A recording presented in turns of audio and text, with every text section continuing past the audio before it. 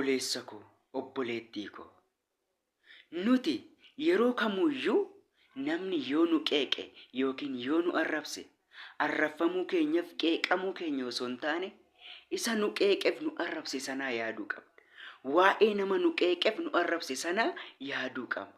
Sababni isaa bultoon isaa hin qulqulloofne, bultoon isaa boqonnaa hin arganne, bultoon isaa nagaa hin arganne.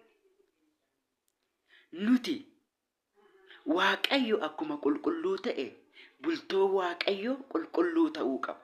Kanaaf nutis laphee keenya bultoo Waaqayyoo, nuti qaama jiru keessaa nuti bultoo Waaqayyooti. Kanaaf qaamni keenya qulqullaa'uu qaba.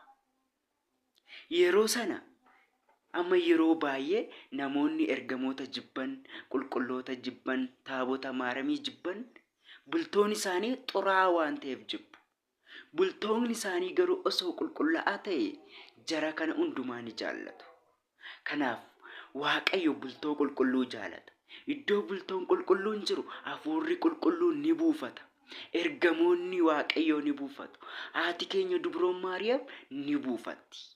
Garuu bakka bultoon xuraa'aa ta'etti hafuurri xuraa'aa fi hafuurri qulqulluun iddoo itti wal argu waan hin qabneef jechuudha.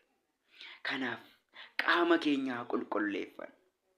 Obboloota koo, cubburraa haa fagaannu. Bultoo Waaqayyoo haa qulqulleessu. Hafuurri qulqulluun laphee keenya keessa akka buufatu yoo barbaaddan keessa keessan qulqulleessaa. Waan gaarii yaadaa.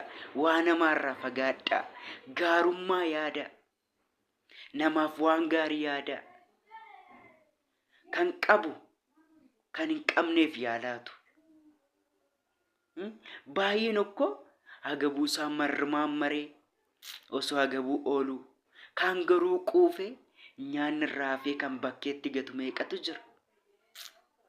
Kaan immoo waan uffatu dhabee qullaa gaafa deemu, kaan namni biroo immoo uffata waan uffatu irraa hafee kan abiddaan gubu meeqatu jira. Kanaaf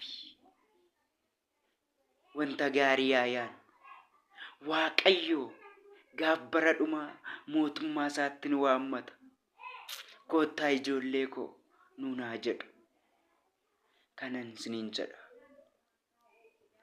Yoo isinitti tole koppiliingi sheer gochuu hin dagatinaa. Barnoota gaarii akkanarraa barattan abdiin qaba.